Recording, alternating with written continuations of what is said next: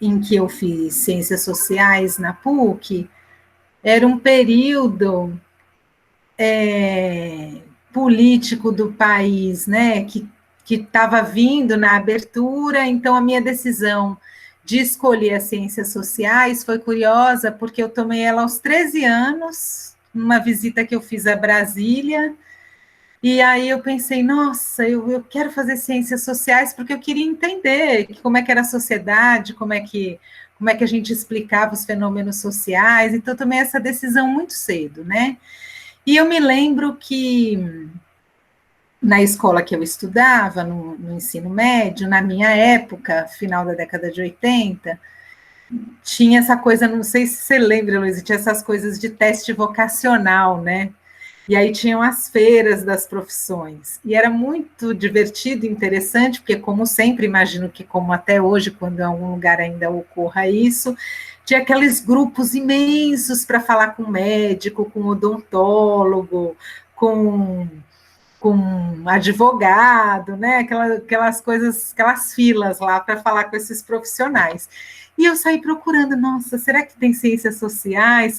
Aí eu vi uma plaquinha escrito Sociologia, com uma mulher sentada, sozinha, de braços cruzados, zero, ninguém falando com ela, né?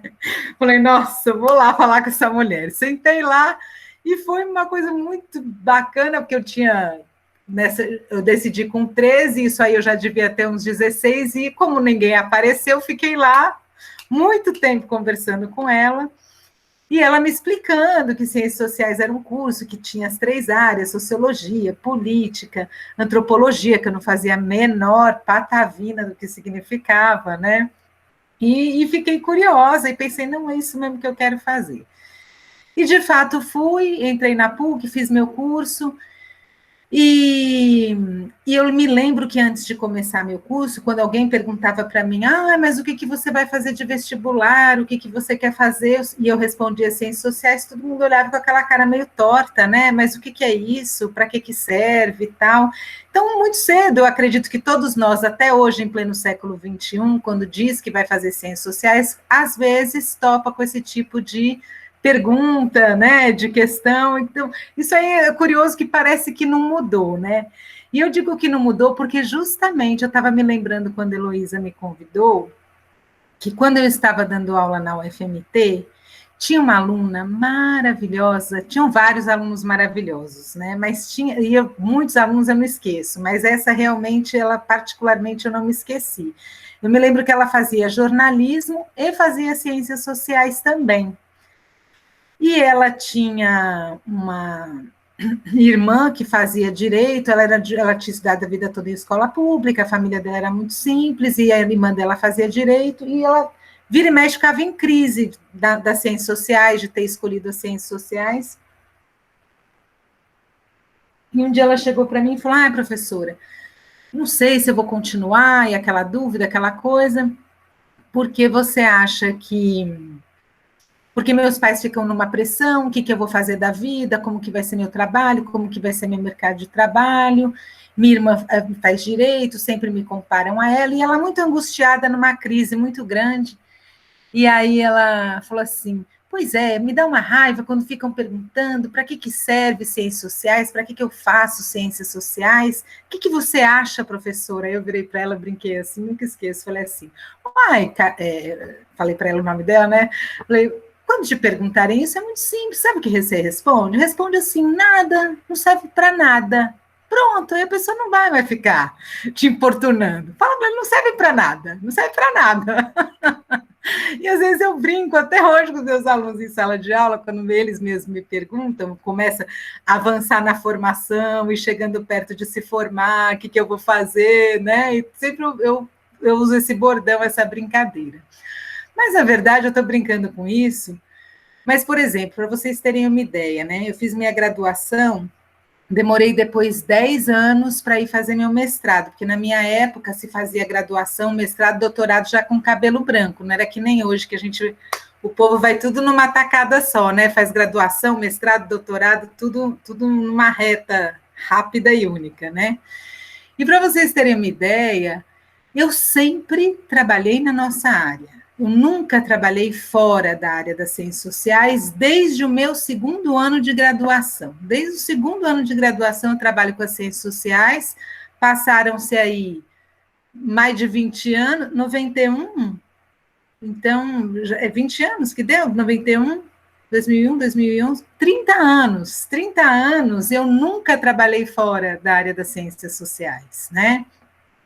E acabei não fazendo meu doutorado, justamente porque eu sempre tive tanto trabalho a fazer, sobretudo no Mato Grosso, porque desses 30 anos, 20 anos da minha trajetória foram no Mato Grosso, então eu entendo que Mato Grosso, na verdade, é o berço da minha formação profissional, né? Se a minha formação acadêmica foi na PUC, tal, em São Paulo, mestrado fiz na PUC também, mas a minha trajetória profissional, ela foi marcada pela minha vida no Mato Grosso, né? Tanto no interior do Mato Grosso e depois mais sediada em Cuiabá mesmo. E também, como a Heloísa disse, sempre de uma maneira paralela. Eu também nunca deixei a docência, então sempre eu estive na docência e, paralelamente à docência, fazendo tanto trabalho e sempre com tanta oferta de trabalho, e sempre com que eu nem fui fazer meu doutorado, né? Fiquei mestre mesmo. Então, assim, como eu disse para vocês, eu sempre trabalhei na área. No meu segundo ano de faculdade, eu comecei a fazer estágio, e também tive bolsa de iniciação científica. E meu estágio foi no Memorial da América Latina. Eu estagiei por 2 anos, quando eu estava na graduação, no Memorial da América Latina, que foi muito interessante, porque também foi um momento de contato muito forte, não só com a obra do Darcy Ribeiro, mas com todo o contexto já de museus, de patrimônios culturais, né? E aí é interessante as ciências sociais, porque eu gosto de todas as áreas até hoje, né? Sempre fui apaixonada, embora eu tenha feito mestrado na área de antropologia, sempre tive paixão pelas 3 áreas, sempre. Muito pela política, tive professores de política muito interessantes também, na época da graduação. Então, eu me lembro que eu entrei quando eu escolhi fazer ciências sociais, eu estava motivada pela política. Logo que eu entrei no curso, eu amei a sociologia e saí com a antropologia, né? Então, às vezes a gente também fica um pouco nessa dúvida, qual das 3, e na verdade as 3 sempre estiveram comigo, e talvez por isso minha trajetória profissional paralela à docência também seja forte, porque eu sempre faço uso das ferramentas das nossas 3 áreas do conhecimento. Dependendo do lugar ou do que, ou de como eu esteja atuando, eu vou fazer mais uso das expertises, das ferramentas da sociologia, dependendo do contexto, eu vou fazer mais uso das ferramentas da política, e, na maior parte das vezes, no meu caso, faço uso das ferramentas da antropologia. Então, eu fiz esse período de estágio, e quando eu terminei o meu TCC, eu entreguei ele em julho, e em agosto, dia 4 de agosto, eu peguei um ônibus para ir para Cuiabá, porque ia começar um curso de formação de indigenistas na UPAM, que eu fiquei sabendo no SBPC. Naquele ano tinha acontecido um SBPC na PUC, e eu fui num standzinho que tinha apresentando a UPAM, levado por um colega meu, tinha sido meu colega, eu era caloura dele, né? Ele era veterano, ele já estava formado, já estava trabalhando na UPAM em Cuiabá, e aí eu conheci a UPAM através dele, nessa divulgação que ele estava fazendo na SBPC. E ele falou, não, vamos lá, vamos fazer o curso, você vai gostar, e coisa e tal. E aí eu fui para Cuiabá, lembro que era dia 4 de agosto de 1996, tem muito viva a memória da viagem, da minha chegada, de tudo, e não voltei mais para São Paulo, nunca mais na minha vida, né? Cheguei em Cuiabá, fui para a UPAM, e lá minha trajetória começou, e lá eu segui adiante, né, com a minha vida. Então, nessas atividades paralelas à docência que eu fui fazendo, no caso da UPAM, né, a gente trabalha lá fundamentalmente com a política indigenista, né, é um órgão não governamental que trabalha com política indigenista, é a ONG mais antiga do Brasil nessa área, ela é de 1969, então foi uma escola para mim também. E aí eu comecei a entender a política indigenista, né, e sem dúvida, lá na UPAM vinham gente de várias áreas, eram pessoas graduadas, recém-formadas, às vezes até com mestrado, que iam de várias áreas e de vários lugares do Brasil. E sem dúvida nenhuma, tudo o que eu aprendi na minha graduação foi extremamente útil na aplicação do percurso que eu desenrolei na UPAM, né? Porque você ia para a área indígena, você tendo o olhar da antropologia, a formação da antropologia era muito diferente de alguém que fosse de outra área, ou da biologia, ou mesmo indigenistas de outros órgãos que não tinham formação nas ciências sociais. Então, sem dúvida, nessa hora que a gente começa a ver do que o nosso saber é capaz. Só que quando eu falo do que o nosso saber é capaz, é importante também abrir um parênteses para dizer o seguinte, né? Esse saber da gente é um saber, ele é um saber trabalhoso de construir. Por isso que também muita gente desiste do curso de Ciências Sociais, porque a hora que você chega, você se depara com uma quantidade gigantesca de textos para ler, né? Basicamente, sua vida se transforma em ler e escrever, na faculdade mais ler do que escrever, mais ler e escrever. E muita gente se assusta com isso, né? E acaba desistindo, porque o volume de leitura é muito grande, e muita gente começa a fazer o questionamento que eu brinquei no início, né? Mas para quê? Como que eu vou usar isso? E aí eu fico lembrando do Davi Yanomami, né? Aliás, os Yanomami estão numa situação dramática no momento, mas o Davi Yanomami sempre costuma dizer assim, que os não-índios, eles precisam ver as coisas de maneira muito palpável, muito concreta. Então, se a gente pensa em fazer uma bomba, a gente tem que ir lá, construir a bomba, colocar todos os elementos, pôr os fiozinhos, ligar, apertar o botão e ver ela fazer bum, né? Enquanto que o xamã, não. O xamã, ele está lá e ele não precisa fazer toda essa concretude para enxergar que uma bomba pode explodir a partir de uma coisa como um sopro, por exemplo, né? E o nosso saber, ele é um pouco assim, ele não é concreto aprendi a obturar um dente, aprendi a construir um prédio, aprendi a... Ele não é um saber tácito, né? Ele é um saber muito concreto quando você passa a fazer a sua intervenção fundamentada nesse saber, mas, ao mesmo tempo, ele é mais invisível do que visível. O nosso saber tem muito de invisível, a nossa intervenção tem muito de invisível, né? A gente sabe que ferramenta a gente está usando, por quê, para quê, como, mas no olhar dos outros, né? Eles falam, nossa, como que ela sabe orientar isso, fazer aquilo? Porque a gente vai aprendendo, e é isso que a gente tem que exercitar, um domínio da compreensão, porque qual é a nossa máquina? A gente lida com uma máquina que é a cultura, a gente lida com uma máquina que são as instituições. Então, como é que você lida com as instituições, né? É uma máquina caprichosa, né? Não é uma máquina que está interessada muito em obedecer aos nossos comandos, né? A instituição é uma coisa que você controla e não controla, né? Então, como é que a gente aplica esse saber? E quando eu disse que eu, na graduação, fiz esse estágio, durante o meu estágio, eu guardei dinheiro,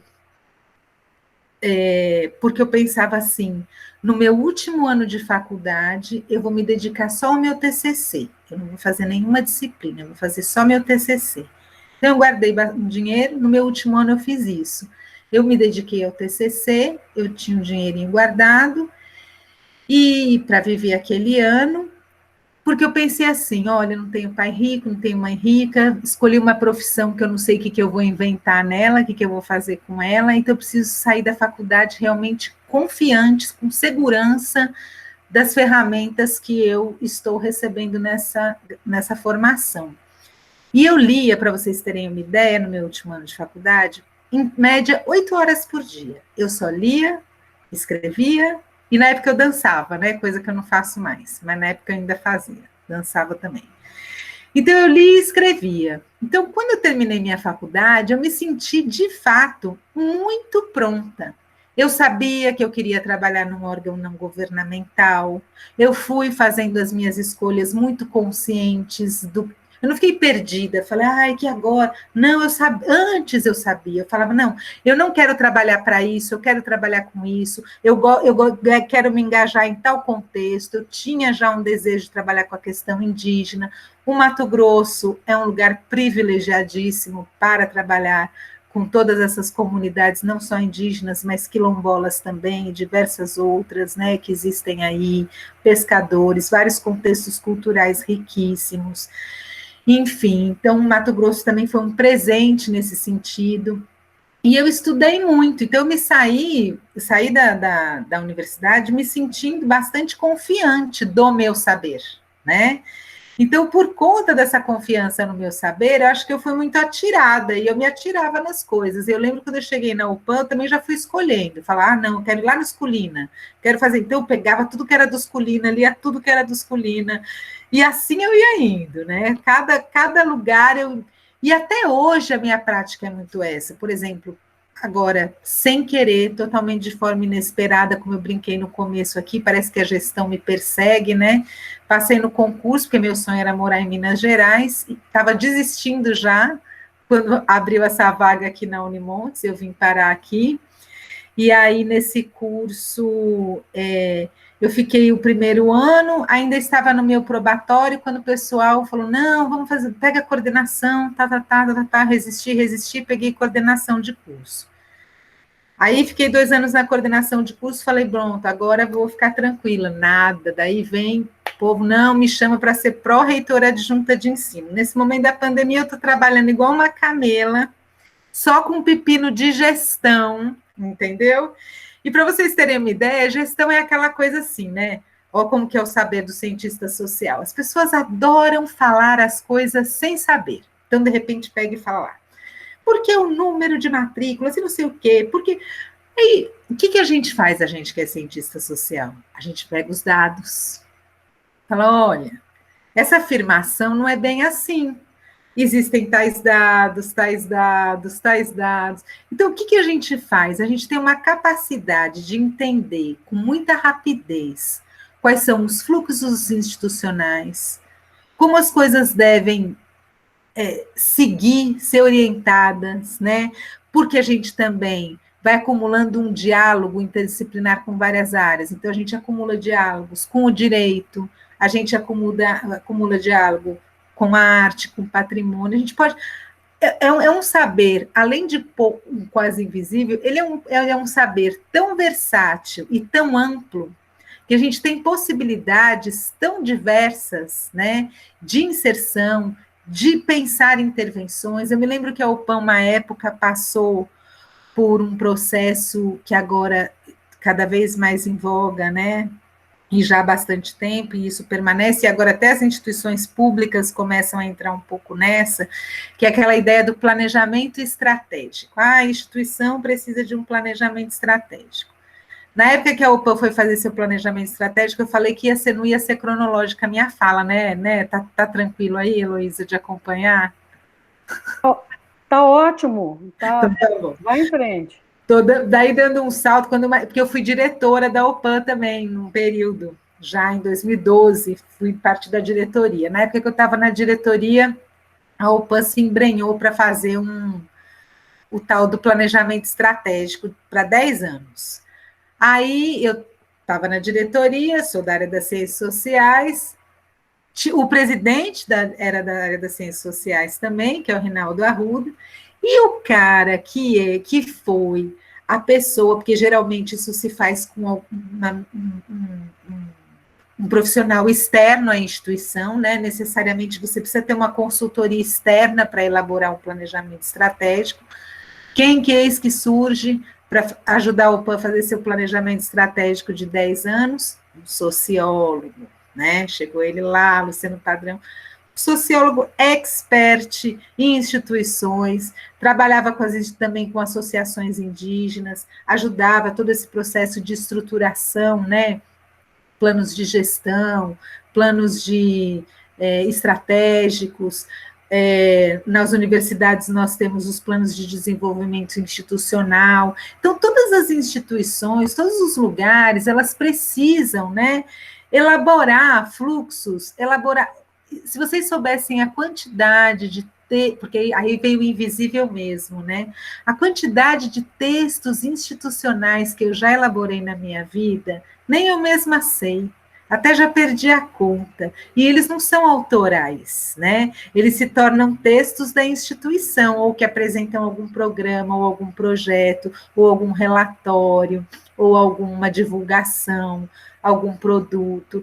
E a gente geralmente sobra para os cientistas sociais, né, esses lugares, esses espaços, essas composições de escrita, composições de discurso, linhas narrativas. Então, é muito nesse sentido esses trabalhos paralelos que foram sendo feitos. Então, na UPAM, foi com a política indigenista, fiquei 4 anos nas aldeias, depois fui fazer meu mestrado, mas para lembrar, assim, citar alguns projetos, alguns processos que eu participei, comecei, por exemplo, Mato Grosso foi um estado pioneiro na implementação de projetos de educação indígena. E o primeiro, um dos primeiros do Brasil, um outro foi aqui na UFMG, mas foi um pouquinho depois, mas o primeiro do Brasil foi o Projeto Tucum. Foi em 97. Na época ainda era o... Ai, que estava vivo aí no Mato Grosso. O Dante, né, Heloísa? Dante de Oliveira? Se é a pessoa que eu estou pensando, o deputado? Isso, que foi governador, eu acho. Nessa época ele era governador, né? Eu conheço ele por ser, assim, mais me toca por ser o deputado das diretas já, né, gente? Isso, um constituinte, Isso, exatamente. Então, quando o Projeto Tucum começou aí no Mato Grosso, eu fiz parte da equipe do Projeto Tucum, justamente, inclusive Edípina de Barros, que era professora aí, né, também da UFMT, era uma das consultoras do projeto na área de ciências sociais, e eu trabalhei na linha de frente com a formação em ciências sociais no Projeto Tucum, para a formação de magistério e professores indígenas. Aí fui para o Indatarrua, no Amazonas. Aí depois, quando eles fizeram uma segunda versão, já nos anos 2000, 2004 e 2005, por aí, se eu não estou enganada, que era o projeto Indatarrua, aí eu já não era mais professora, eu já cheguei como consultora. Então, eu fui uma das consultoras do Indatarrua, para vocês verem um pouco o processo, né? Comecei como professora no Tucum, era Edípina de Barros, só tinha Bamba lá de consultora, aí quando passou 8 anos, aí era eu que estava de consultora no projeto do estado seguinte. Aí fui consultora também de toda a construção dos distritos sanitários indígenas, que também foi um processo histórico que começou em 2001. E aí, naquela época, a Escola de Formação de Saúde, algumas prefeituras municipais, sempre me chamavam ou para alguma consultoria ou também para dar curso de formação para o pessoal da saúde que ia atuar com a questão indígena. Aliás, isso me fez lembrar uma situação até curiosa também desse negócio para que serve o nosso saber, muito curioso que aconteceu. Uma vez eu estava... Lembra do Instituto Trópicos? Acho que tinha até a Unicelva junto, né, Heloísa? Aí tinha todo um conjunto interinstitucional na época de implementação dos distritos sanitários indígenas no Mato Grosso. E eu fui chamada, entre outras coisas, para dar um curso para os médicos que iam atuar lá nos programas nas aldeias. E aí, tinha um professor de antropologia que ia trabalhar com essa parte do Levi-Strauss, da eficácia simbólica, dessa parte de antropologia e saúde. Feiticeiro e Sua Magia, e eu fiquei com a parte que eu ia trabalhar um pouco a história da clínica, eu ia trabalhar com eles Foucault, e contextualizar um pouco, né, como que a nossa medicina não é um campo natural, é um campo histórico, né, e aí justamente para fazer os paralelos e se perceber de forma mais simétrica os modelos de saúde, seja o nosso, seja o modelo indígena, o xamanismo e tudo mais, na parte da historicização disso. Então, na parte da manhã, aquele professor falou da eficácia simbólica, dessa parte da antropologia, aí teve o almoço, e à tarde seria eu. Na hora do almoço, estavam os médicos todos lá na mesa, todo mundo almoçando, aí eu nunca esqueço os comentários assim. Ai, pois é, né? Olha só, quem diria a gente aqui, que bacana, né? Tendo aula de antropologia. Acho até que eu tive na faculdade um semestre e tal, mas a gente nem ia, né? Falava, aquele negócio é preencher linguiça e kkkk, gargalhavam. Eu quis rir com eles e tal, né? Tranquilo. Quando chegou na hora tarde da minha vez, entrei lá para começar. Boa tarde, bem-vindos, não sei o quê, tá? Então hoje. Aí eu falei assim para eles, bom, então hoje a gente vai começar, porque hoje a gente vai ver isso, aquilo, falei da programação, falei, porque o meu papel aqui hoje é encher a linguiça de vocês, porque ela está vazia. Então, quem sabe, né, pessoal, a gente fala que não serve para nada, na verdade, a linguiça dos outros às vezes está vazia, e quem tem o recheio somos nós, não é mesmo, Heloísa? Isso mesmo. Encher linguiça. Nunca esqueça esse dia engraçado com esses médicos e médica, aquela coisa, né? Deus no céu e o médico na terra. Nesse dia eles estavam com a linguiça vazia, tive que dar um apoio lá para encher a linguiça deles, para eles irem lá poder trabalhar com a saúde indígena. Mas, enfim, aí passei por esse contexto da saúde, aí depois a coisa vai em política indigenista é uma coisa doida, né? Aí tá, vem meio.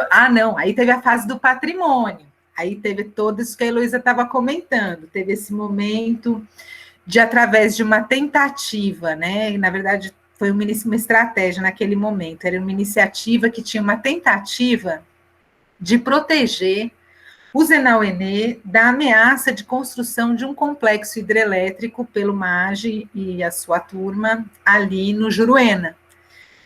E aí, um dos caminhos que nós pensamos foi justamente registrando o Ianquá como patrimônio cultural do Brasil, patrimônio material, para fazer uma tentativa de frear aquilo. Esse foi um processo longo, um processo que eu coordenei, que era uma equipe, tinha uma outra antropóloga na equipe, tinha um arquiteto na equipe, tinha os técnicos do IFAM, e foi um trabalho longo que a gente fez todo o levantamento do patrimônio imaterial para fazer esse registro, concluímos o percurso do processo de registro, só que, olha, aí é a parte triste, né, a parte que nos entristece. Tem processos que são tão morosos que quando terminou de ter o registro, a hidrelétrica já estava praticamente construída, né?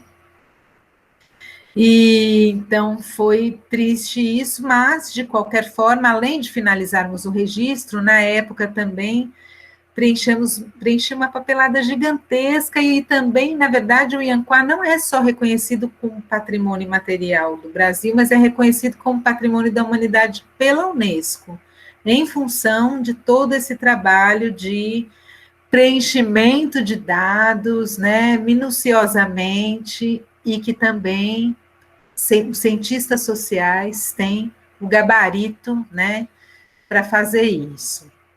Aí eu me lembro que um pouquinho, logo depois disso, eu já dava aula na Univag, no curso de psicologia, dei 10 anos de antropologia lá na Univag, aí estava na UFMT, nos 2 anos que eu fiquei na UFMT, Heloísa e Isabela também me chamaram para compor um projeto de extensão, que a gente também fez um levantamento para um banco de dados, junto com o IFAM e o Museu Rondon, né? E aí eu peguei a parte também do inventário indígena para a composição dos elementos desse banco de dados. Depois disso, Então, vocês veem, ó, eu passei pela educação, passei pela saúde, passei pelo patrimônio, aí veio a vez do meio ambiente, pessoal. O meio ambiente foi o que me deu mais dor de cabeça de todos. Fui para lá no Conselho do Meio Ambiente, na SEMA, né? Fui conselheira há bastante tempo, porque nessa época, que aí eu fui diretora da UPAM 4 anos. Quando eu saí da direção da UPAM, depois, acho que de um ano, quando a gente estava fazendo planejamento estratégico, a gente pensou em elaborar um programa que se chamava, ainda é esse nome que eles usam, Programa de Direitos Indígenas e Informação à Sociedade. Era um programa que tinha o objetivo de trabalhar com vários tipos de informação à sociedade, algumas formações políticas na aldeia, e também lidar com a questão do enfrentamento das hidrelétricas no Juruena, que estava num crescente, né? E a gente tinha um recorte. Então, nessa mesma época, eu fiquei coordenando o programa de direitos, me envolvi com as questões do Fórum de Mudanças Climáticas no Mato Grosso, do Conselho Estadual de Meio Ambiente, que era o CONSEMA, fui conselheira lá representando uma cadeira da UPAM, e fui também cofundadora da Rede Juruena Vivo, que está lá, graças a Deus, linda, maravilhosa, atuante, ainda bastante forte aí, é uma coisa que eu tenho muita honra, orgulho e satisfação de ter participado, de ter ajudado a construir, e que ela seguiu depois seu próprio caminho. Então, foi esse período aí com a questão ambiental.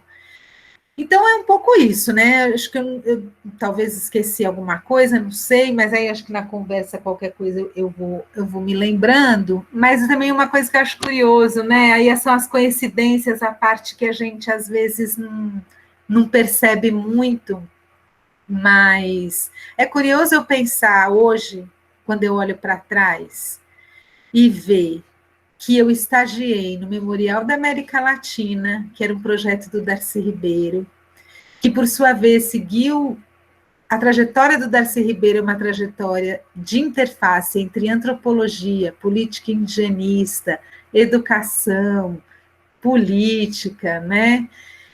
Tinha o sonho de morar em Minas Gerais e vim parar onde? Em Montes Claros, que é a cidade natal do Darcy Ribeiro, dou aula hoje no campus Darcy Ribeiro. Então, como que é doido a gente não ter a dimensão da nossa trajetória? Quando você para assim, você fala, nossa, eu vim parar no lugar que me motivou a sair, né? Então, eu me sinto, assim, extremamente realizada na minha escolha. Eu não poderia ter feito outra escolha. Eu acho que as ciências sociais assim, o ofício mesmo com o qual eu me identifico, né? A sociedade sempre me intrigou.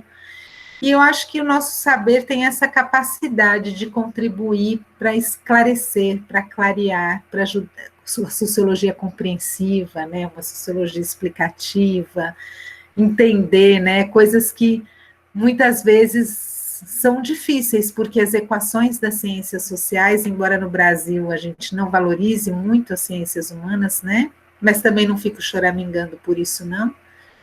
Mas, enfim, eu acho que as ciências humanas, elas lidam com equações extremamente complexas e que o nosso saber, por conta disso, é um saber extremamente valioso. E vocês podem perceber que onde tem cientista social, ele geralmente está em lugares estratégicos e importantes nas instituições, né? As instituições geralmente têm cientistas sociais em lugares estratégicos, são lugares que nós vamos inventando. Nós vamos inventando a partir da nossa prática, a partir do nosso conhecimento, a partir do nosso engajamento, porque é verdade, estou esquecendo todo o outro lado também dos laudos, fiz muitos laudos técnicos, né? Fiz laudo para a FUNAI, de identificação da terra Minqui, fiz laudo para o INCRA, de identificação da terra quilombola Laranjal, então também tem toda essa parte técnica, né? Então, assim, é estudando bastante, é gostando de ler, gostando do que a gente estuda. Eu acho que é um pouco isso, Heloísa. Não sei se eles querem perguntar alguma coisa. Enfim, acho que eu já Andréia, falei bastante. Andréia, que relato lindo. Adorei te ouvir. Muito grata por ter aceitado esse convite. Acho que foi bem instrutivo aqui para os nossos alunos. E eu estou abrindo para perguntas, pessoal. Façam perguntas. Não fiquem É. acanhados. Aproveitem agora. Uhum. Bacana. Ah lá, tem alguém com a mão levantada, Heloísa. Aonde? Mixele? E o Isso. Jefferson também, eu não sei qual dos dois. Qual dos dois levantou primeiro? Eu não vi, gente. Perdi aqui, ó. Bem, vamos lá, um dos dois. Podem fazer a. Jefferson, Me fala, Jefferson. digam. Tem tempo para todos perguntarem, não tem crise.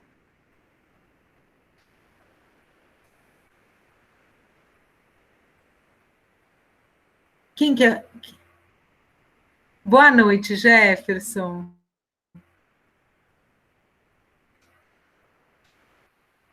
Pode falar. Será que ele está sem áudio?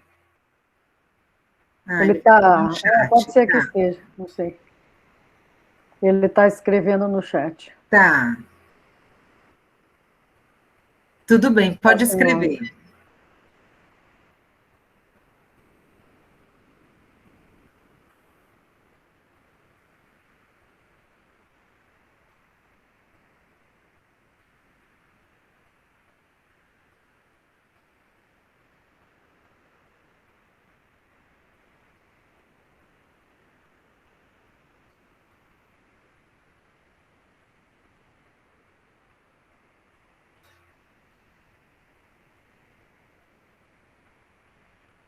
E se nós fizéssemos. O Mixele quer fazer a pergunta oralmente? Isso, enquanto ele vai Enquanto isso, ele escrevendo. escreve. Assim a gente dinamiza aqui a coisa.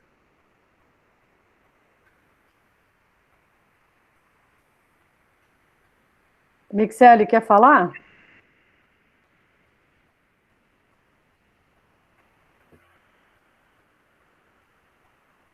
Como chama, Michele? Mixele. Mixele. E o pessoal que está aqui, eles são de que período? É tudo misturado? Tem de vários períodos? Eu acho que tem de vários Ah, que períodos. bacana. Calouros e graduados, viu? O Ah, que Jefferson já é ótimo. graduado. Ah, tem Que ótimo. pessoas Então, já graduadas. calouros, não desistam, sigam adiante. Outra Vamos, coisa que gente. eu acho bacana também, né? É que às vezes o povo fala, às vezes fala assim, ah, tem que pôr mais gente nas ciências sociais, na PUC, quando eu era estudante, quantas vezes, o curso vai fechar, o curso tem pouca gente. E eu sempre pensava, ai meu Deus, mas tomara que não tenha tanta gente mesmo, já pensou se a concorrência fica muito grande, né? Eu acho bom, assim, como diria Oswald de Andrade, o biscoito fino que eu fabrico, não é mesmo?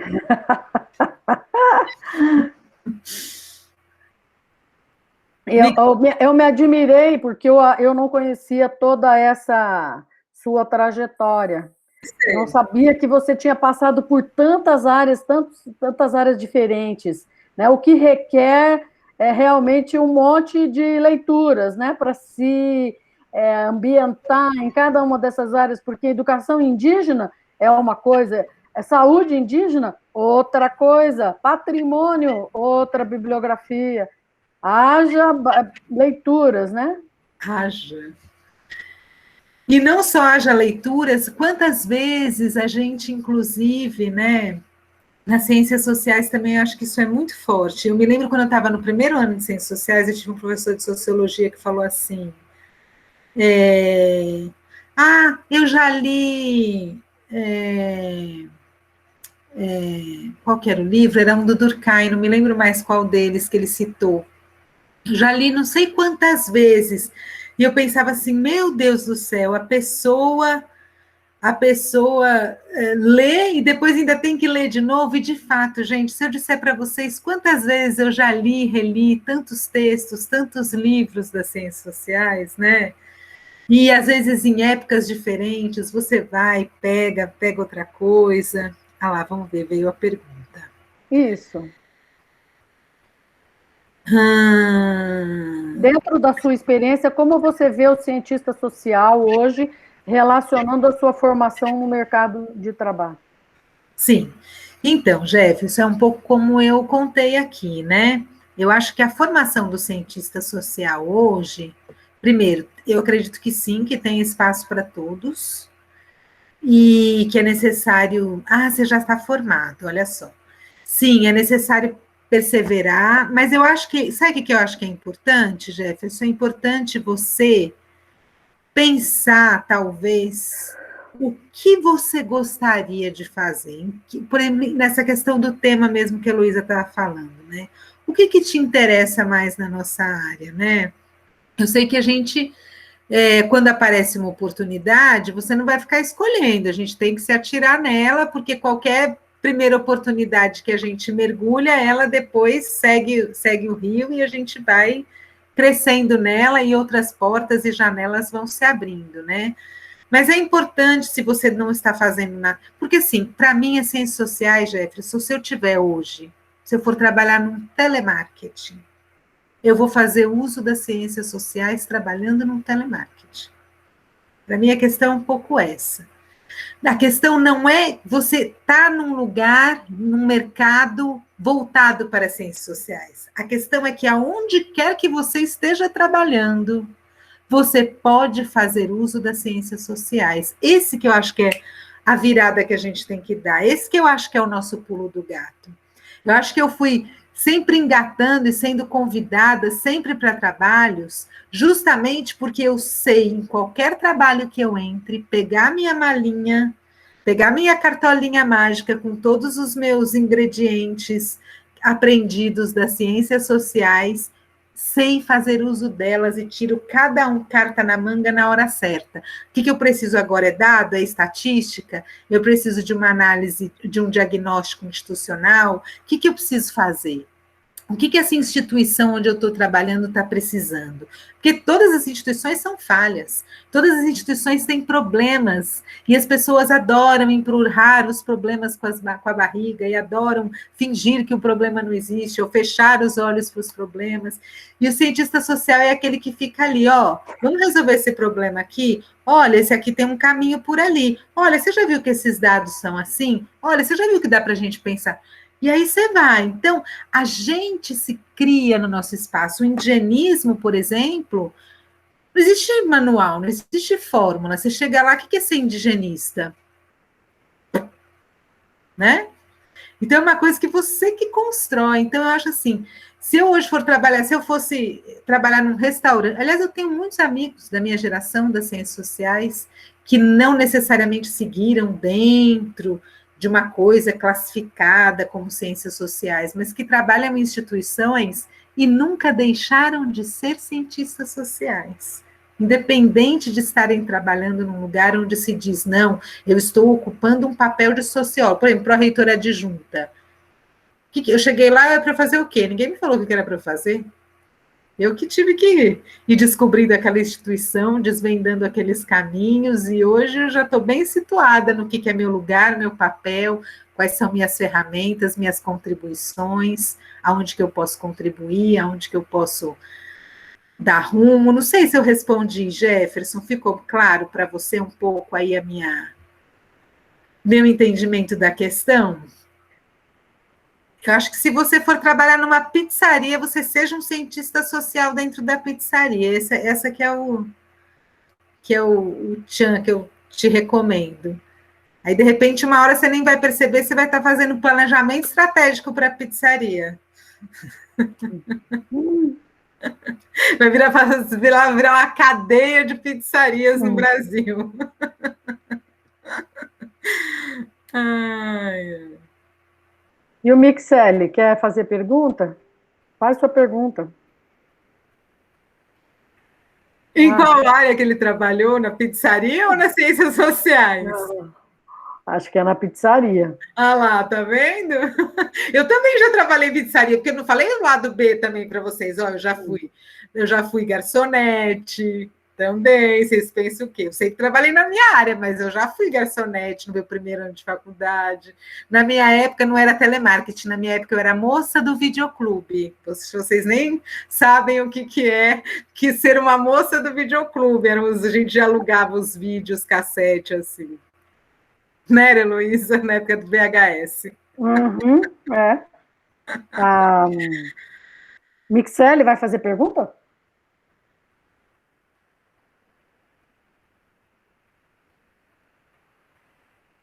Pronto, acho que ninguém quer fazer pergunta, não.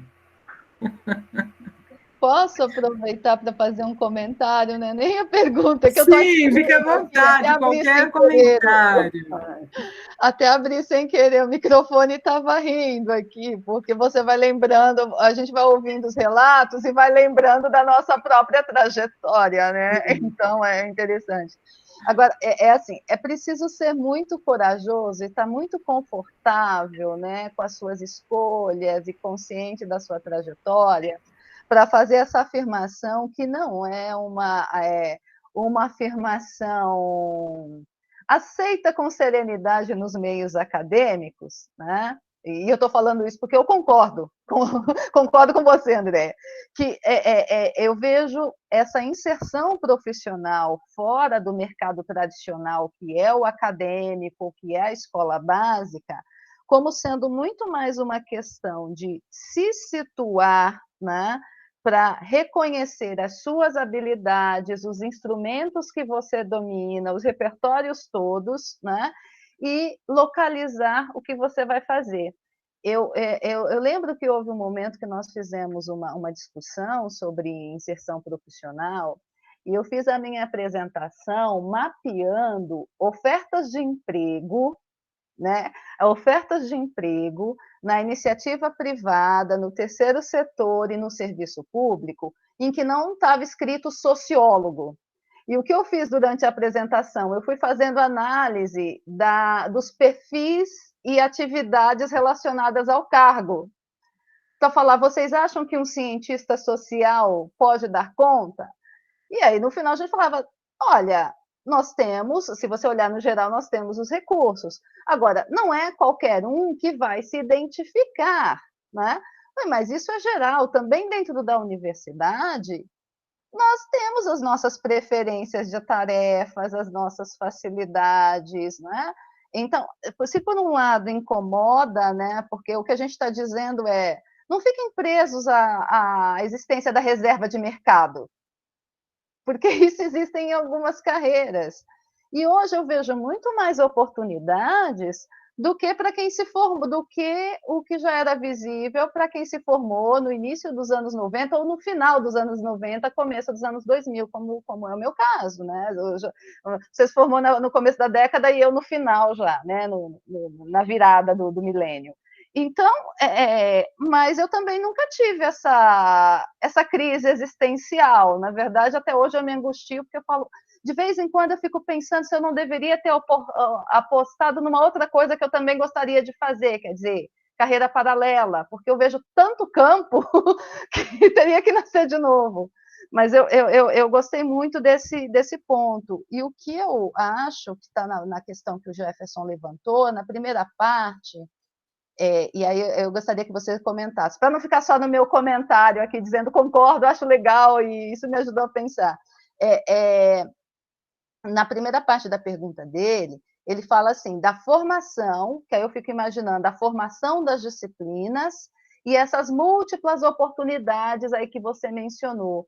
Talvez a dificuldade do nosso estudante, a angústia, né, principalmente dependendo das trajetórias, seja não visualizar todo esse potencial aqui que a gente está sinalizando. Então, como é que você vê isso? Existe realmente uma discrepância, um lapso entre a matriz dos cursos, né? E essas possibilidades? Eu acho que eu não fui muito precisa nos termos, mas talvez você tenha... Estou vendo aqui o seu rosto, você entendeu. Pois é, eu acho, Edilene, eu acho perfeita a sua tradução da pergunta do Jefferson, é isso mesmo que ele perguntou, né? E, ao mesmo tempo, eu acho que isso é o que a gente geralmente tem mais dificuldade de passar para os nossos pares, porque realmente só quando a gente começa a usar e aplicar esse saber e esse conhecimento no nosso dia a dia, no nosso trabalho, é que isso vai ficando claro, porque a sensação que a gente sabe que os alunos, os estudantes têm, é que eles sempre parece que estão aprendendo um conhecimento abstrato, né? Está lendo Suicídio de Durkheim, o que eu vou fazer com isso? Está lendo Eficácia Simbólica do Levi-Strauss, que, aliás, para mim teve uso extremamente concreto nas aldeias, né? Então, assim, mas eu não acho que isso é um problema, eu pessoalmente, tá? Eu não acho que isso é um problema da nossa formação, ao contrário, eu acho tão interessante a nossa formação, em que sentido?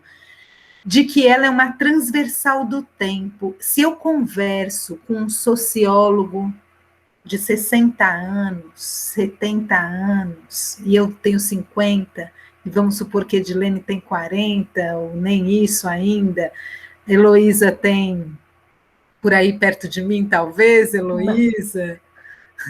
Quase 60. Então, e os meninos aqui, o que eu acho bacana? Nós falamos a mesma língua, porque as nossas formações não precisam ficar, elas são atualizadas, é lógico que a gente vai atualizando as leituras, e hoje em dia tem muito mais cientista social do que teve, por exemplo, na época do Darcy Ribeiro.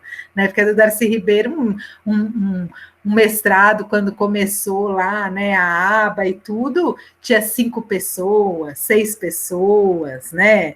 Então, hoje, na verdade, você vai para uma aba é lotadérrima de gente, né? Mas aí, quando você pensa nesse lotadérrimo, aí pode sim haver um problema de mercado de trabalho também, lógico, porque como está cheio, né? Está lotado, num certo sentido. Mas, de outro lado, é o que eu falei, a nossa formação, ela permite um olhar que pode ser aplicado em contextos diversos e realmente muito para além dos muros da academia, muito para além do campo, como a Edilene colocou aí, ou só academia, ou só o ensino básico. A gente pode fazer, como você mesma disse, que demonstrou lá das competências e habilidades exigidas nos campos ofertados de trabalho, diversas coisas.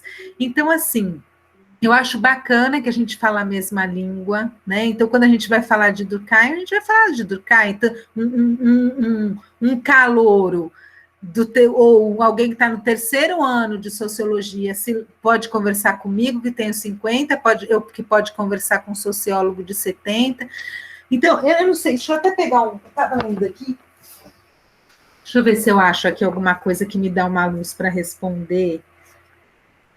Eu acho que tudo é uma questão de como que a gente aprende a ler também a nossa área, né? Por exemplo, saiu recentemente agora, esse livro que eu estava até lendo agora na pandemia, chama, não sei se dá para vocês enxergarem, Os Índios Chipaya. Chipaya, Cultura e Língua, né? Isso. Esses textos aqui, gente, são os textos do Kurt Niemoyen-da Jung, de 1917, que registrou narrativas, mitos, histórias dos Chipaya, e foi traduzido recentemente e foi lançado no Brasil agora, acho que o ano 2019, pela editora Kurt Niemoyen-da Jung. Então é tão curioso, né? Porque a gente, quando inclusive na academia a gente vai dar aula de antropologia 1, a Edilene também é da antropologia, Edilene? Eu tenho uma trajetória, assim, ciência política, antropologia era o inicial, só que aí eu fui para ciência política na graduação. Eu amo e aí a educação. Então eu tenho uma interface assim, educação, cultura, política, algumas políticas públicas. Sim. Então, aí a gente geralmente na antropologia tem essa coisa, né, do Malinowski, pai da etnografia e tal. E os Argonautas, se eu não estou enganada, ele é de 24, 27, nem me foge até a memória agora a data certa, mas o Nimon Daju já tinha esses textos em 1917, 1915, ele já estava fazendo uma observação participante e uma etnografia resultante de uma observação participante, né? E a gente nunca trata do Nimon Daju, por exemplo, raramente fala do Nimon Daju, porque para ver quanto a história, a própria antropologia critica tanto o eurocentrismo, mas ainda reproduz também uma narrativa eurocêntrica, embora o Malinowski era periférico, assim como o Nimon Daju, né, por ter ficado no Brasil, você praticamente é um alemão, mas praticamente virou um tupi, né? Estava aqui também. E aí você vê, né? Aí tá, você pega um texto desde 1917 para ler. Não é como hoje, você pega, por exemplo, os discípulos aí do Viveiros de Castro, que vão fazer 1000 conexões, né, de leituras para interpretar o campo simbólico indígena e tal. Não, é um texto cru, que ele vai lá, bem etnográfico mesmo, registro que os índios falaram, com várias questões de linguagem da época, inclusive, dele, que não se usa mais, então a tradução é bem difícil de ser feita. Mas veja só como que é a leitura de alguém, por exemplo, no meu caso. Então, agora eles falaram, como é que a gente pega esse saber e aplica? Você vai fazer um laudo antropológico de identificação de terra, né, por exemplo. Aí você está lá, ouvindo o que os índios estão falando. O que os índios estão falando, basicamente, é como está escrito aqui, é a matéria bruta, né? Matéria bruta. Aí, que pena que eu não pensei nisso para separar antes, né? Mas aí, por exemplo... Eu estou lendo aqui o texto. Aí ele está falando de uma entidade mítica que se chama Pai.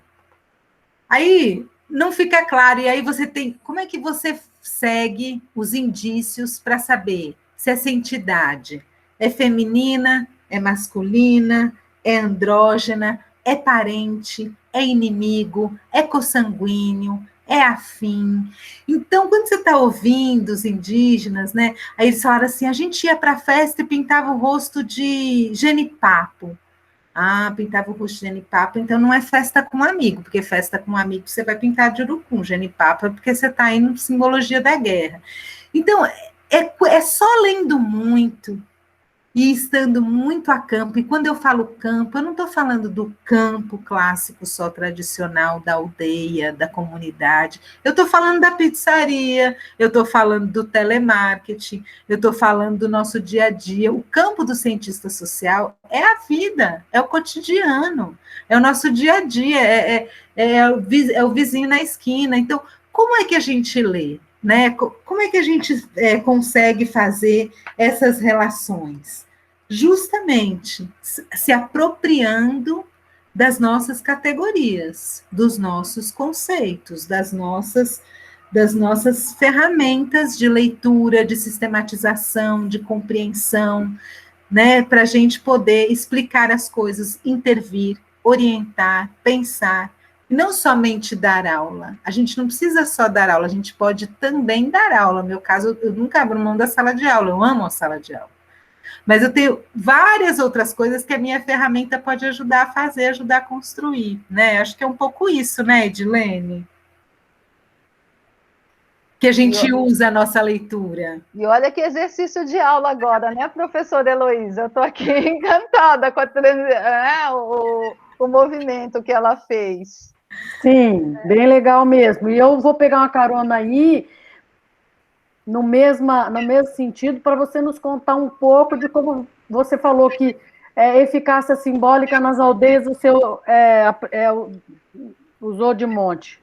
Sim. Você pode contar algum caso desses, assim, você se lembra? Nossa, tem tantos, olha. Por exemplo, né? Uma vez, na época que eu comecei no Zenauine, que nem eu falei para vocês, eu participei de todo um processo de construção, de implementação do Distrito Sanitário Especial Indígena, né? Então, na época que eu comecei no indigenismo, para vocês terem uma ideia, não existia estrutura de saúde, existia a FUNASA, que pinga aqui, pinga ali, tinha um pouco a FUNAI, mas a OPAN, nas equipes, ela sempre tinha alguém da saúde, porque não existia assistência à saúde direta nas aldeias, né, permanente. Então, na equipe na UNE, por exemplo, nós éramos 4 pessoas, que era o Pedro que trabalhava com terra, Fabrício com economia, eu mais com educação, e tinha a Reg maravilhosa, saudosa, que era uma enfermeira britânica, né? E a gente teve que fazer um curso de saúde para poder ingressar na aldeia também, porque se ela não estivesse, e na época, hoje os na UNE fizeram estrada, não fui lá depois da estrada aberta, diz que com 5 horas você chega na aldeia, na minha época demorava 2 dias subindo o rio, né? Então, você não ia e voltava, ficava lá mês direto e não tinha como, às vezes, você ter, por exemplo, rolasse uma pneumonia. Eu tive que várias vezes atender casos de pneumonia, saber o que fazer, saber como intervir. Então, a gente tinha toda uma formação de saúde. Mas no caso da eficácia simbólica, são muitas coisas. Então, por exemplo, uma vez uma senhora, ela entrou em coma na aldeia. E a Reg, por sorte, graças a Deus, estava lá, porque jamais saberia o que fazer. E ela era excelente profissional de saúde, e ela, na época a gente tinha um telefone Globalstar. Aí ela, desesperada, ligava para o médico, nananã. Enfim, diagnosticaram que a mulher tinha tido uma hemorragia subaracnoide.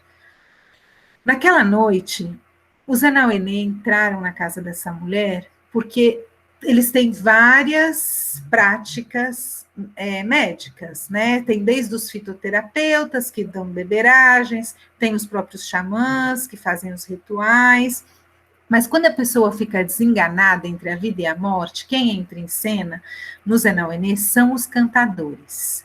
Os cantadores são, digamos que, o último recurso, quando não deu certo médico, não deu certo xamã, não deu certo fitoterapia, não deu certo nada, a pessoa vai morrer, entram os cantadores em cena.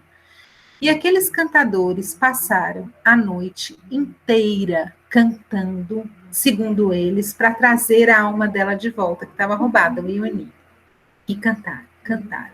E aquela mulher lá inerte. Eles ficaram uns 2 dias, e era oferenda, e era galinha, os Anauenê misturavam tudo, misturavam as oferendas, misturavam a galinha com o peixe, com as seringas que iam sendo descartadas, o soro que ia sendo descartado, enfim, uma doideira, 2 dias naquela situação. Uma bela manhã, esta mulher acorda. E ela acorda e pensa, quando uma pessoa sai de coma na nossa cultura, o que a gente espera? Que essa pessoa acorde devagar, lentamente se situe, né? Come devagar, levanta devagar, enfim. Aquela mulher levantou do coma e horas depois ela estava na roça colhendo mandioca, como se nada tivesse acontecido com ela, né?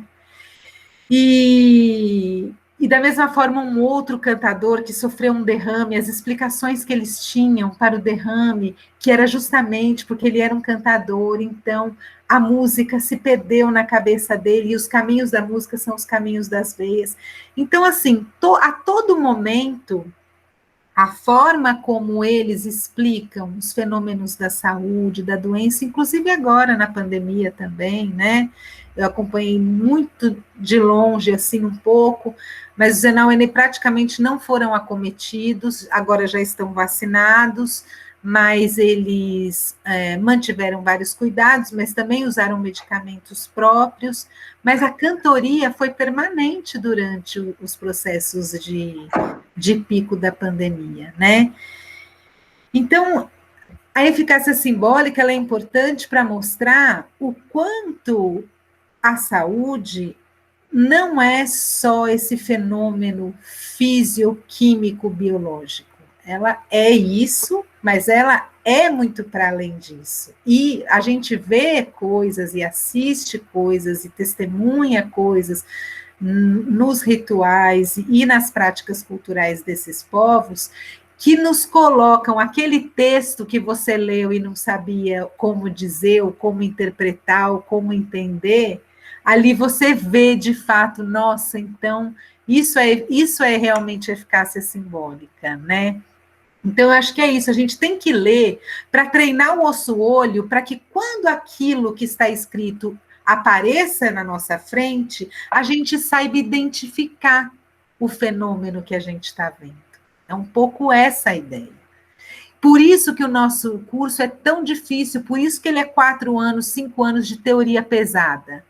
Que você precisa absorver toda essa teoria para treinar o seu olhar, para que o seu olhar possa enxergar no ordinário, em tudo aquilo, os fenômenos que... E por isso que eu sempre digo, não existe... As pessoas falam, o curso é muito teórico. Eu penso que não existe teoria nas ciências sociais, só existe prática nas ciências sociais. Tudo que está escrito em um livro da teoria das ciências sociais nasceu de uma observação empírica, prática, concreta e tácita. Perfeito, né? Andréia. Penso do mesmo jeito. Jefferson quer fazer outra pergunta?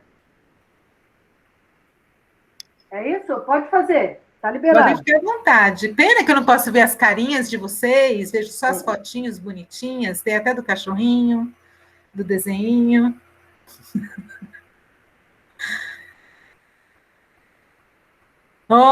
Opa! Rua, né?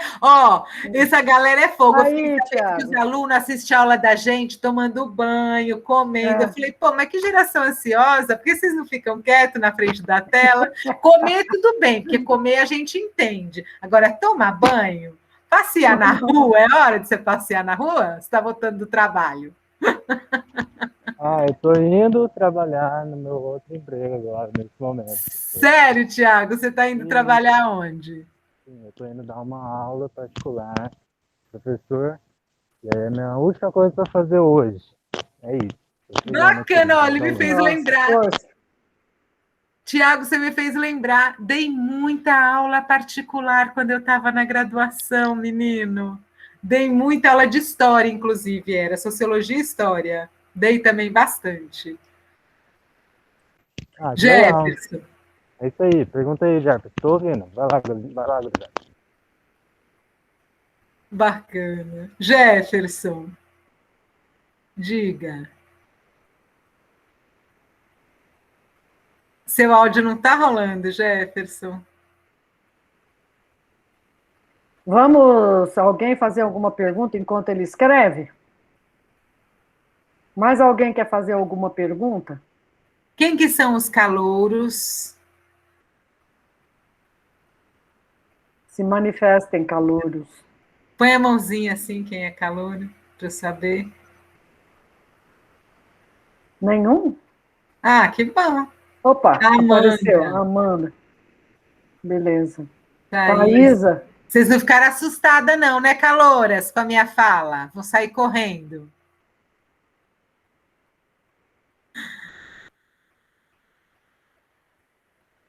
Que bom, Amanda. Então fica aí, firme e forte, hein? Vamos lá, que olha só, tem futuro. E se alguém encher sua paciência, fica empolgada mesmo. E se alguém ficar perguntando, para que serve, para que serve, você fala, não serve para nada, esquece que não serve para nada. Que bom.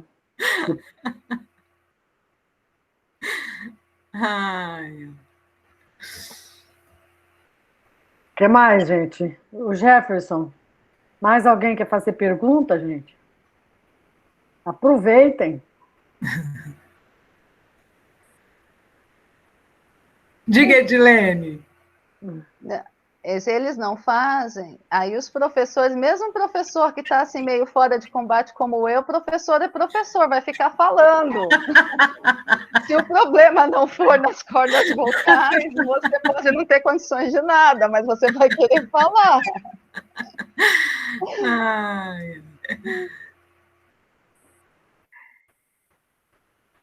Era isso, Edilene. Cadê os estudantes ficam tímidos? Edilene, mas realmente o papo não acaba, não. Só a hora que a Heloísa falar que acabou. Porque, olha, eu vou te falar, você falou da ciência política, né, da educação e da... Nossa, eu não sei se você já viu alguma coisa dele, mas um professor que foi um marco para mim na minha vida. Eu tive vários... Ciência política, a escola de ciência política da PUC era maravilhosa, mas Maurício Trachtenberg, que trabalhava com esse tema, educação, política, foi meu professor, menina. Eu estudei na Unesp, a graduação e mestrado, então nós tínhamos todo um diálogo, e naquele momento, assim, até hoje tem um intercâmbio com algum grupo de professores, né? E embora eu tenha ficado, acabou por um caminho, assim, que eu estudei muito Gramsci em uma determinada época. Só que eu tinha uma coisa com a educação, porque eu fiz ensino médio técnico, aquele curso de formação de professores com duração de 4 anos. Então, muito jovem eu era professora, com 16 anos eu era professora da educação básica, eu ainda fiz alguns trabalhos assim diversificados também. E aí você vai incorporando muita coisa de gestão, de apoio. Eu lembro que eu vivi muito tempo, eu sempre fui bolsista, eu fui bolsista de iniciação científica, fiz parte de um programa chamado PET, né, que ele existe até hoje, mas hoje ele tem um outro formato, né, diferente, uma outra proposta. E aí, junto também, o que me ajudava muito era um trabalho assim, eu era muito leitora dos textos, as pessoas me chamavam muito para... Tem relatório técnico para fazer? Na universidade eu fazia trabalhos temporários, assim. Então, hoje o pessoal fala desses sistemas, né, da plataforma 6, eu falei, gente, eu fiz parte do pessoal que acalmou os professores que estavam desesperados com o Lattes. Entendeu? Eu era estudante ainda na época, tipo, não, peraí que isso aqui a gente descobre como é que funciona. Então, eu acho que tem muito a ver, porque era a interface de como conversar, e tem essa coisa da habilidade relacional, que eu acho que, hoje a professora Heloísa falou disso, a gente falava a respeito dos estágios, né? Falei, olha, tem todo um leque de habilidades relacionais que alguns estudantes tem um espaço do estágio, mesmo quando ele não é imediatamente voltado para fazer uma tarefa que ele enxerga, isso aqui eu já estou atuando como sociólogo, ele começa a reunir e daqui a pouco ele está atuando. Então, como é que a gente faz essa tradução? E então, nós estamos pensando muito nessas questões, porque a gente também sabe que eu acho que depende do espaço, né, da universidade, o quanto o espaço é aberto também para acolher, e das trajetórias individuais. Então, algumas pessoas vão ter mais dificuldade para perceber isso, talvez pese, aqui tenha um comentário da Cleice, ela falou assim, olha, às vezes a gente fica fechado a uma ideia. É claro, porque existe uma trajetória convencional. Você pegou o campo do direito. Eu estava aqui lembrando que eu estava numa primeira instituição que eu atuei como professor, numa instituição privada, lá no começo da carreira, eu convivia muito com os colegas da área de direito. E assim, quer campo mais consolidado, né?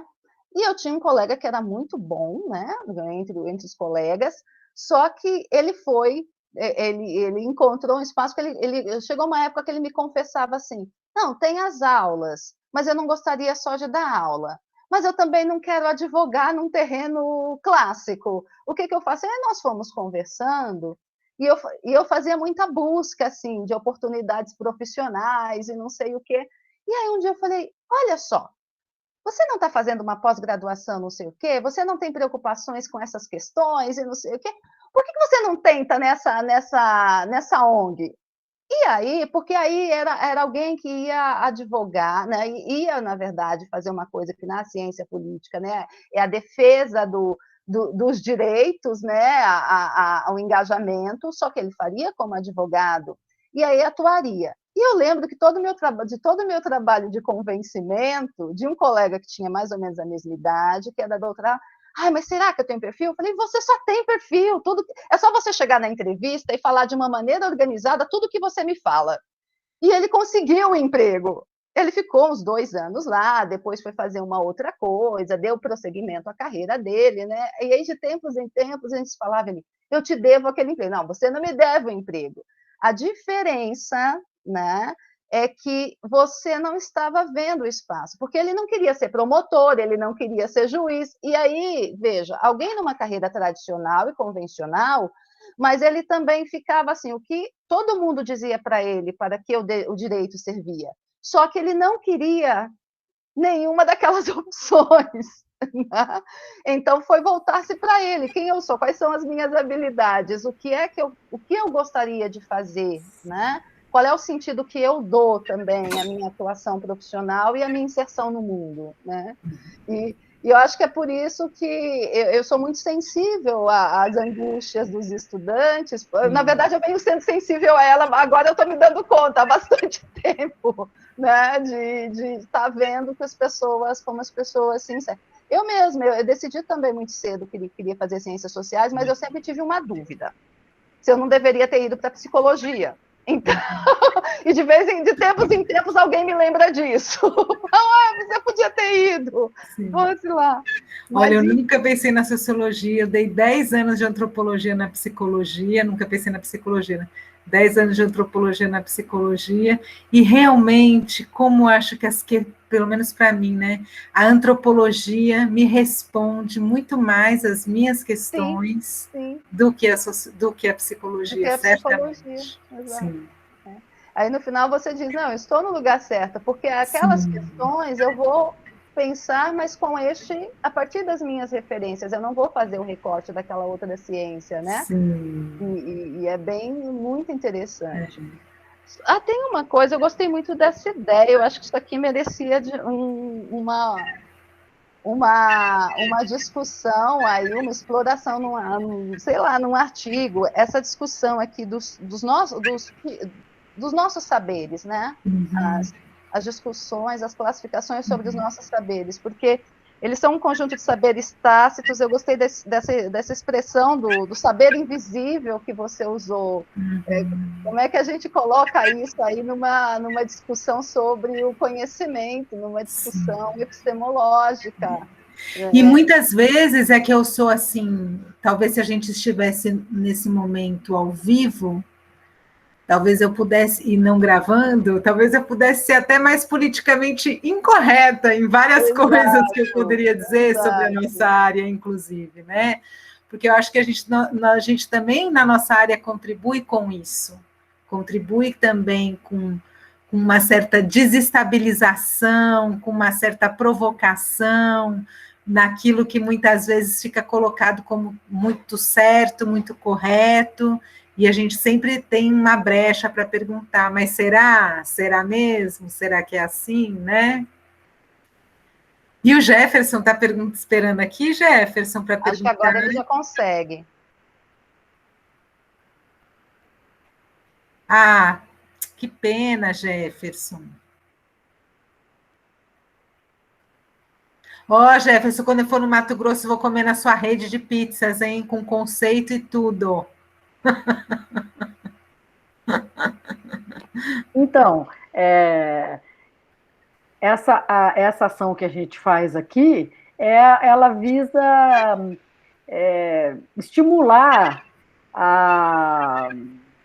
o protagonismo dos alunos no sentido de que venham a ter, assim, tipo uma ONG, né, para exercitar suas habilidades profissionais, né? A ideia é essa, né? Como em uma forma de extensão. Aí me ocorre aqui perguntar para você como que vocês estão pensando isso, né? Que nós estamos com a proposta de curricularização da extensão, e como que vocês estão pensando isso, essa questão da extensão para o ensino, né? A gente vê que tem eu penso que é bem importante para o ensino a extensão. Queria saber como que está isso para vocês aí na Unimontes. Aqui com a gente na Unimontes?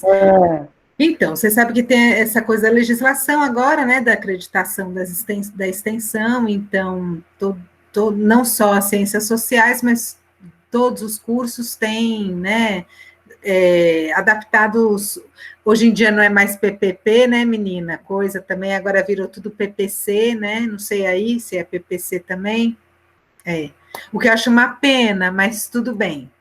Enfim, mas aí todo mundo adaptando os seus PPCs à acreditação de extensão. E no caso da gente, nas ciências sociais, até curioso você me fazer essa pergunta, por quê? Porque, na realidade, assim, Heloísa, acho que são várias coisas, né? Uma questão é a questão mesmo, como você falou assim, da oportunidade dos estudantes terem experiências, como você falou, numa empresa júnior, né? Em outros projetos de extensão. Então, a oportunidade da experiência é ótima, é perfeita e válida, digamos assim, do meu ponto de vista. A outra coisa é que a gente sabe que, eu não sei como está aí também, mas assim, na estrutura curricular clássica das ciências sociais, o estágio não é obrigatório, não é verdade? Não sei, aí também continua não sendo obrigatório, não é isso? Pronto. Uhum. Então, assim, e eu acho que o fato do estágio não ser obrigatório reforça ainda mais essa ideia de que o curso tem um cunho fundamentalmente, essencialmente teórico, embora a gente tenha comentado aqui, né, que na realidade tudo que a gente lê parte de um contexto sempre muito empírico e muito prático. Mas, assim, no ensino, na relação ensino-aprendizagem, ele é muito teórico e os estágios não são obrigatórios. E isso, eu acho que é um dado que justamente mostra para a gente o que a gente estava falando nessa discussão aqui, né? Na verdade, as ciências sociais, quando a gente escolhe, com 13 anos, quando eu escolhi, ou Edilene Nova, quando escolheu, ou você, no fundo, eu acho que isso é uma questão. No fundo, quando a gente escolhe as ciências sociais, eu vou ser terrível aqui, vocês podem me discordar de mim, por favor, e debater até, mas é que, no fundo, quando a gente escolhe as ciências sociais, no fundo, nós não estamos escolhendo um mercado de trabalho, nós estamos escolhendo uma área de formação.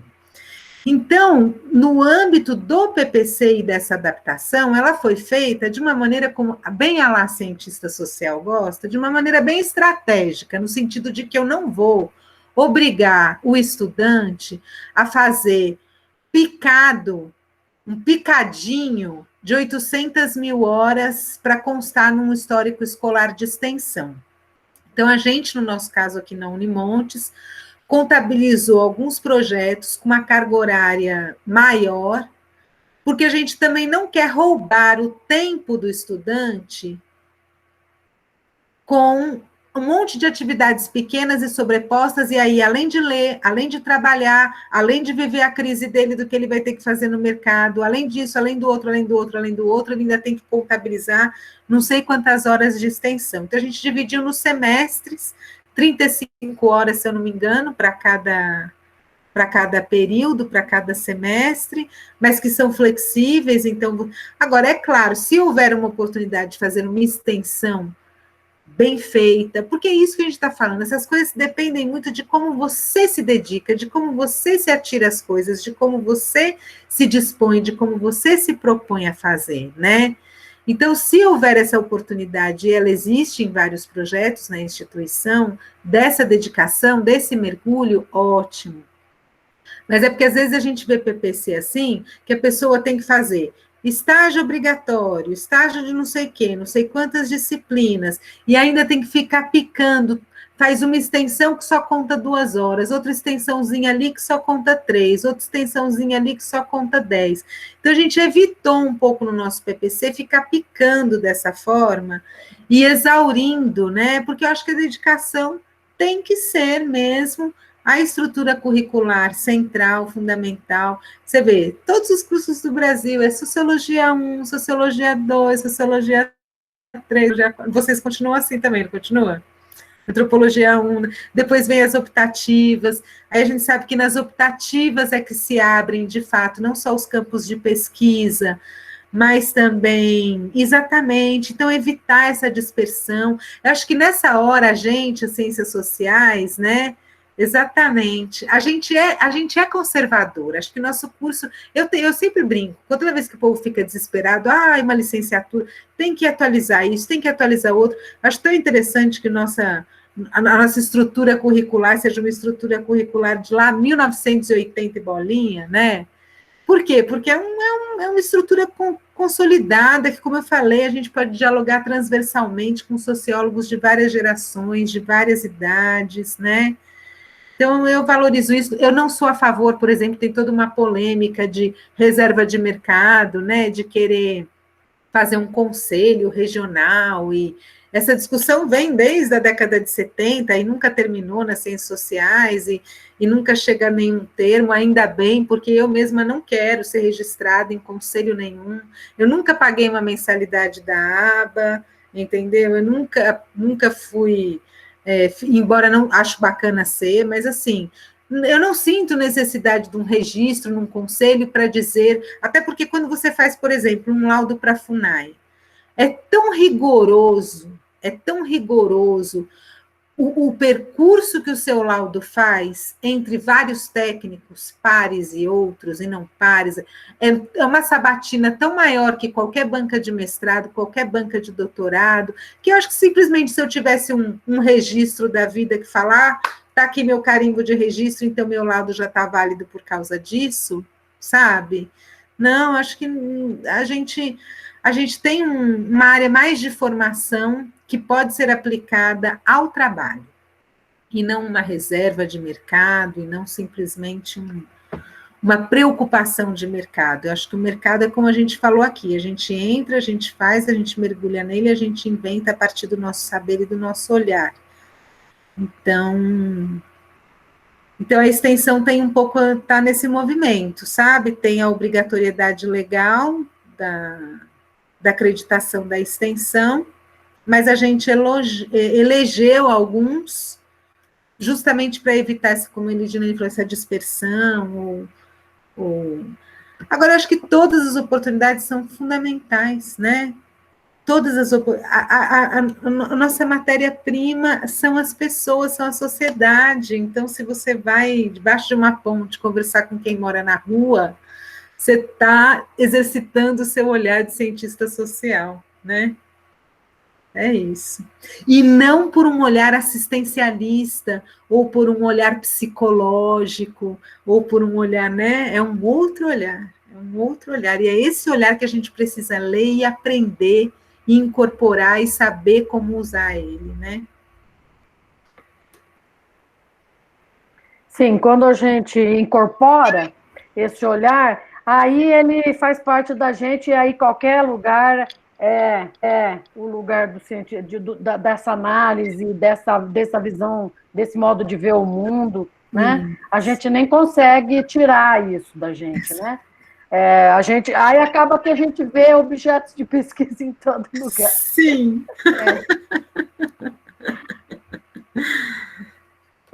Então é isso. Nenhuma pergunta a mais, gente? Ou alguma pergunta a mais? Vamos?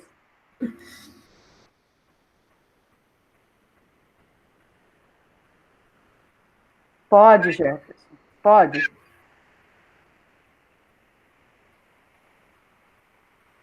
Faz por escrito, então.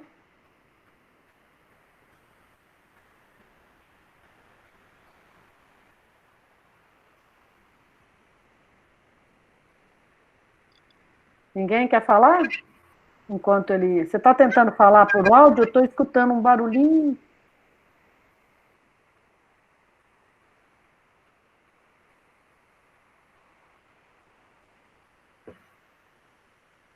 E aí, tá calor? Vai variar? Bom, eu não sei, porque eu estou em Curitiba, André. Sério? Calor, tá bem quente hoje, mais 30 graus. Acho E aqui está frio. Fez frio um pouquinho anteontem, ontem ainda amanheceu, hoje já voltou ao normal. Para mim é tristeza, porque esse calor é sempre Sim. Eu fugi do calor. minha briga eterna com o calor de Cuiabá. Aqui está 17 graus. Olha, a Amanda está em São Paulo. Amanda está em tá São muito Paulo. frio. Aqui em Curitiba está 17 Aqui graus. está sempre mas... bom, pessoal. Montes Claros tem Nossa. um clima bom demais. Nossa, o Nem clima calor. maravilhoso, né? André, que pena que eu não estou conseguindo falar. Uma pena, Jefferson, mas olha, sua pergunta foi bacana. E olha, você continue lendo, continue estudando, Pode falar, pode escrever. E quando você falou que acabou o ano passado, mas na verdade a gente não acaba nunca de se formar, e eu acho que isso que é legal. Eu vejo meu pai trabalhou a vida toda com publicidade, olha aí que coisa bacana que eu estou lembrando agora. Hoje ele tem 70 e poucos anos. Ah lá, não está numa crise, está ótimo, não esteja mesmo. E aí meu pai trabalhou a vida toda com publicidade, hoje ele tem 70 e poucos anos, e ele não enxerga mais perspectiva profissional para ele, né? E ele gostaria de continuar, mas ele não enxerga. E isso que eu acho interessante na nossa área, né? Quanto mais velho o cientista social fica, mais oportunidades ele tem, porque é que nem vinho que fica bom, né? Vai ficando um vinho cada vez melhor. Enquanto que outras áreas, principalmente às vezes umas áreas mais de moda, de época, né? Você tem aquele período, aquele tempo, e depois aquilo pode virar um castelo de areia, né? Que desmancha assim nas suas mãos. Deixa eu ver o que o Jefferson perguntou aqui. Que no começo as ciências sociais divididas em 4 áreas.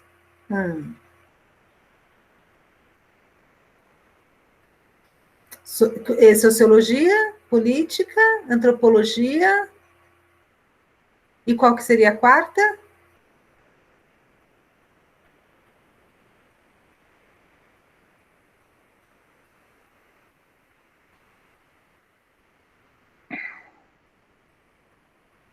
Sobre a possibilidade de se fazer como campo separado. Olha, essa discussão também, ela vai e volta nas ciências sociais, economia, sim. Ela vai e volta nas ciências sociais, né, Jefferson? Tem gente, tanto que tem hoje em dia essa coisa, né? Tanto que meu mestrado mesmo, na verdade, ele é a ênfase em antropologia, sim, política, sociologia, antropologia, economia. E meu mestrado na PUC, a ênfase é na antropologia, mas, na verdade, o mestrado mesmo, o título é em ciências sociais, né? E hoje a gente sabe que, na UNB, você vai e faz antropologia, que já tem um pouco essa discussão do desmembramento, tem pessoas que defendem que a antropologia seja um curso separado. Então, existe esse debate no campo das ciências sociais. Para mim, pessoalmente, né, eu penso que é um tripé, né? Eu acho que não diria nem que é uma tendência, nem uma imposição, eu acho que ela é um campo de debate, esse debate está sempre presente nas ciências sociais, né? Então, pessoas que advogam a favor dessa separação, pessoas que advogam a favor dessa necessária integração. Eu faço parte desse grupo que advoga uma necessária integração, eu acho fundamental. Inclusive, eu tento tanto me dedicar à ciência política e à sociologia, sei que eu não me dedico a elas da mesma medida que eu me dedico à antropologia, né? Antropologia é minha ênfase mais forte, etnologia indígena. Então, é claro que você tem os seus campos de especialização. Mas eu continuo lendo sociologia, eu continuo lendo ciência política. Eu acho muito triste alguém que se forma, por exemplo, só na antropologia e não tem compreensão da lógica de pensamento, dos princípios da teoria política, por exemplo. Eu acho uma coisa, eu acho fica manco a formação, né? Uma formação meio manca. Ou então um sociólogo que boia, não sabe nem o que é tabu do incesto, fala, não, mas o que é isso, tabu do incesto? É o quê? Eu acho a coisa mais triste um sociólogo que fala isso, né? Nossa, o sociólogo não sabe o que é tabu, não lembra da aula do tabu do incesto, eu acho uma tristeza tão grande. Esse sociólogo tá manco, né? Não dá não, gente, sem condição. Então, eu acho assim, que a gente tem que ter um pouquinho, assim, uma basezinha forte ali. É um tripé, a nossa base é pelo menos um tripé, porque você põe economia aí, mas a gente pode falar história, pode falar filosofia, né? Mas esse tripé, a própria psicologia é a prima irmã da antropologia, na verdade, né?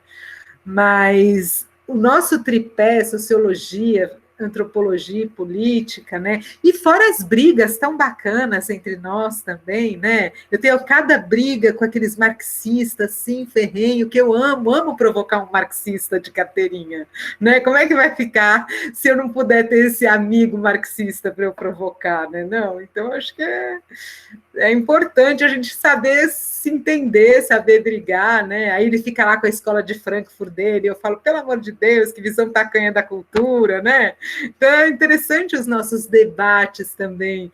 Eu tinha aula, para vocês terem uma ideia, de metodologia científica, uma das disciplinas, eram os 3 na aula, era um de política, um de sociologia e um de antropologia na mesma aula. Nossa, mas era cada pau que vocês não têm ideia, e era um prazer assistir aquilo. Que, aliás, é uma coisa que eu tenho saudades de fazer, eu acho que a gente ainda devia voltar a fazer isso nos nossos cursos, em alguns momentos nas áreas de metodologia, né?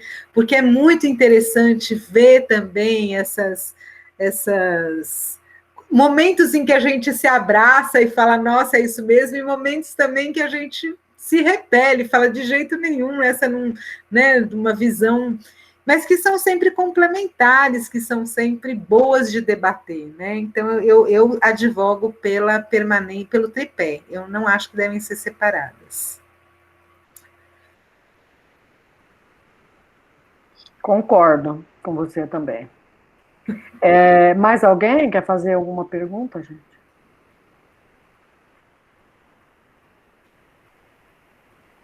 Se não, eu vou concluir. Ah, isso, ó, já estou cansada, gente. Foi aulona grande. A Heloísa me falou uns 40 minutos, mas eu achei bom demais.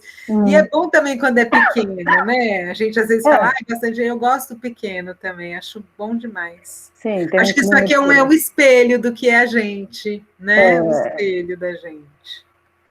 Então, eu quero agradecer a Andréia por ter aceitado, por ter dispensado, doado um pouco do seu tempo para essa conversa conosco, que foi muito produtiva, instrutiva, gostei muito, tá? Eu também agradeço aos presentes que vieram prestigiar aqui esse bate-papo super legal.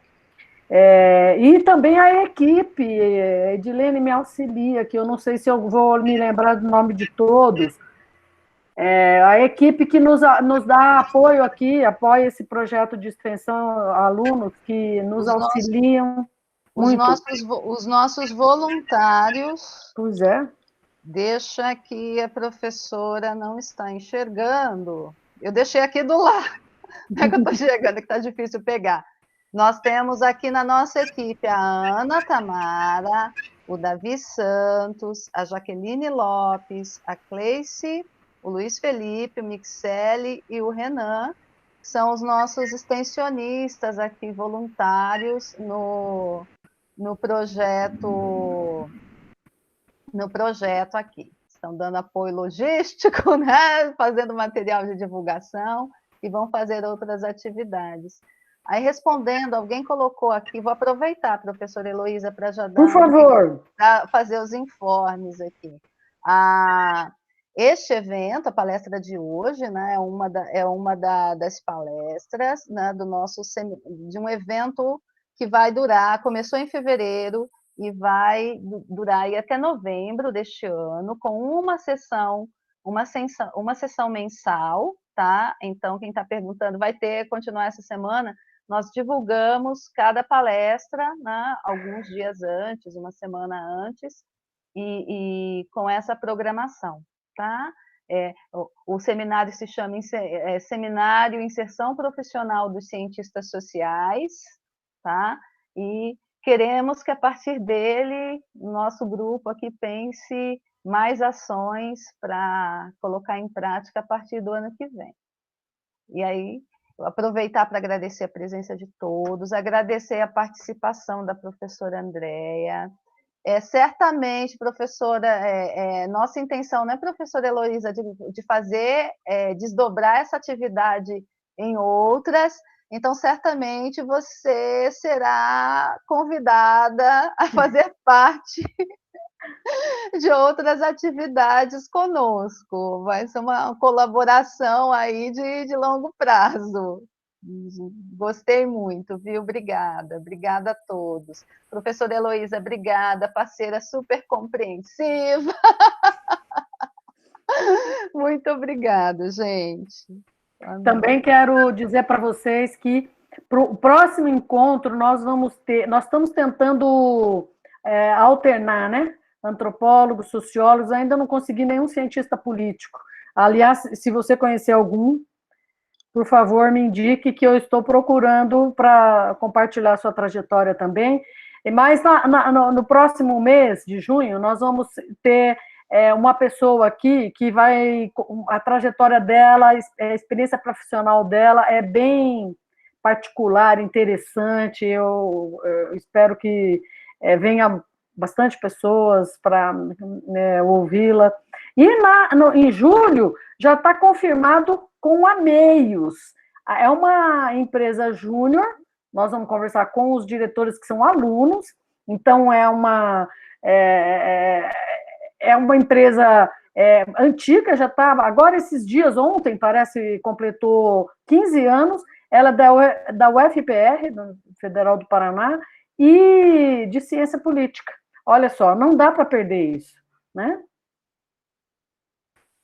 Olha, eu que quero agradecer a presença de vocês, do Jefferson, Renan, Amanda, Luiz, Mixele, Thaís, agradecer muito a Heloísa e Edilene pelo chamado, dizer que foi um prazer, e que é bom que assim eu mato um pouco minhas saudades do Mato Grosso, de Cuiabá, de vocês, e desejar tudo de bom aí, que a gente possa, né, sair dessa.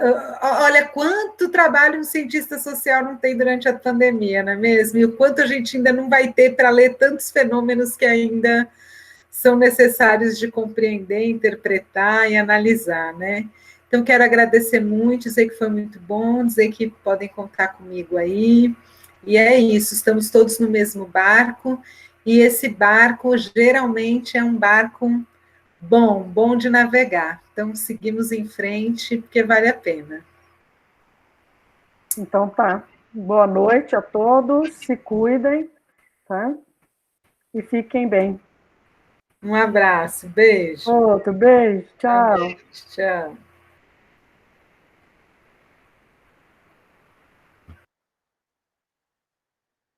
Ah,